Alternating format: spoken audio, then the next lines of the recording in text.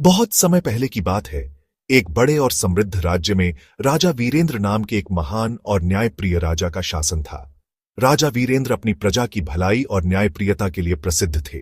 उनकी प्रजा उन्हें बेहद प्यार और सम्मान करती थी।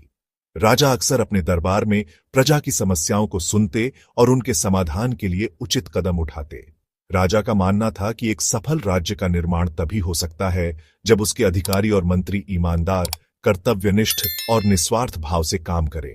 लेकिन समय के साथ राजा को यह चिंता सताने लगी कि उनके मंत्रियों और अधिकारियों में कितनी ईमानदारी है। क्या वे उनके प्रति सच्चे हैं या सिर्फ दिखावा कर रहे हैं? इसे परखने के लिए राजा ने एक योजना बनाई। एक दिन राजा ने दरबार में सभी मंत्रियों, अधिकारियों और कर्मचारियों को बुलाया। सभा में उन्होंने घोषणा की, मुझे अपने राज्य के लिए सबसे ईमानदार और मेहनती व्यक्ति की जरूरत है। मैं आज आप सभी को एक एक बीज दूंगा। आपको इसे अपने घर ले जाकर 1 वर्ष तक उगाना है। जो व्यक्ति सबसे सुंदर और स्वस्थ पौधा लेकर आएगा, उसे मैं राज्य का मुख्यमंत्री नियुक्त करूंगा। सभी को यह सुनकर खुशी हुई। हर कोई मुख्यमंत्री बनने का सपना देख रहा था।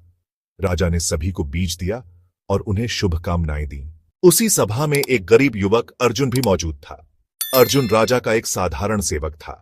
उसने भी बीज लिया और घर जाकर उसे एक सुंदर गमले में लगाया।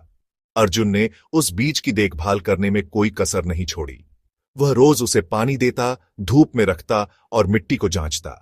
लेकिन महीनों बीतने के बाद भी बीज से कोई अंकुर नहीं निकला। अर्जुन निराश हो गया।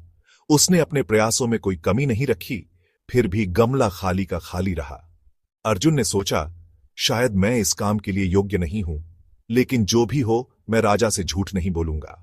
दूसरी ओर राज्य के मंत्री और अधिकारी भी बीज लेकर अपने घर गए। कुछ दिनों बाद उन्होंने देखा कि उनके बीज से कुछ नहीं उग रहा। उनमें से कई लोग घबरा गए। उन्होंने नया बीज खरीदकर उसे लगाया और उसे बड़ा करने लगे। 1 साल के बाद उनके पास सुंदर और हरे भरे पौधे थे। वे सब खुश थे और सोच रहे थे कि राजा उनकी मेहनत से प्रभावित होकर उन्हें इनाम देंगे। पूरा 1 साल बीत गया। राजा ने सभी को अपने पौधों के साथ दरबार में बुलाया।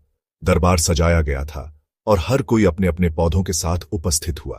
किसी के पास बड़े बड़े फूलों वाला पौधा था तो किसी के पास फलों से लदा पेड़। लेकिन अर्जुन खाली गमले के साथ आया। उसे देखकर दरबार में मौजूद लोग हंसने लगे। एक मंत्री ने कहा, तुम्हारे पास तो कुछ भी नहीं है। क्या तुमने बीज को उगाने की कोशिश भी की? अर्जुन बोला, मैंने पूरी कोशिश की, लेकिन बीज अंकुरित नहीं हुआ। मैंने इसे धोखा देने के लिए नया बीज नहीं लगाया।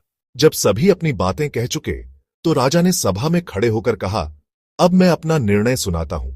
सभी लोग चुप हो गए और राजा को ध्यान से सुनने लगे। राजा ने सभी पौधों को देखा और फिर अर्जुन की ओर इशारा करके बोले, यह खाली गमला मेरे लिए सबसे महत्वपूर्ण है। अर्जुन ने मेरी इस परीक्षा को पास कर लिया है। दरबार में सन्नाटा छा गया। सभी आश्चर्यचकित थे। एक मंत्री ने पूछा, महाराज, यह खाली गमला कैसे जीत सकता है? राजा ने मुस्कुराते हुए कहा, मैंने आप सभी को जो बीज दिया था वह उबला हुआ था। उस बीज से कभी कोई पौधा नहीं उग सकता था, लेकिन आप सभी ने झूठ बोलने का रास्ता चुना। केवल अर्जुन ने सच्चाई का साथ दिया और ईमानदारी दिखाई। यही एक सच्चे नेता की पहचान है। राजा ने अर्जुन को अपने सिंहासन के पास बुलाया और उसे राज्य का मुख्यमंत्री घोषित कर दिया। अर्जुन की ईमानदारी और सच्चाई ने उसे वह पद दिलवाया जिसके लिए सभी ने झूठ और छल का सहारा लिया था। इस कहानी से हमें यह शिक्षा मिलती है कि सच्चाई और ईमानदारी हमेशा विजयी होती है। चाहे परिस्थिति कितनी भी कठिन क्यों न हो, हमें अपने कर्तव्य और सच्चाई का पालन करना चाहिए। झूठ और धोखे से भले ही हमें अस्थायी सफलता मिले, लेकिन दीर्घकालिक सम्मान और विश्वास सच्चाई से ही प्राप्त होता है।